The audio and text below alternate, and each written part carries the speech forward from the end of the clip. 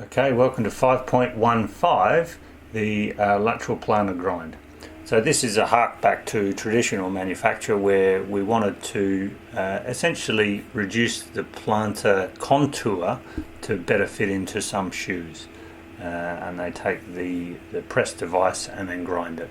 We can build this into the 3D design model, and we can print it or reproduce it on a reductive manufacturing process quite easily.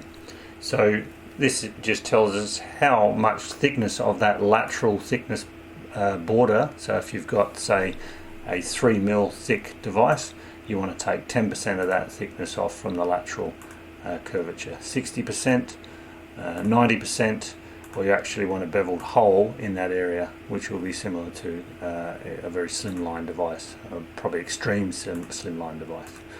But that's, as I said, lateral planar grind. Plenty of videos online for that one. It's just a standard of what we can do, and we can feature that in and look for it in the 3D design model before you submit to manufacture. I'll see you again soon.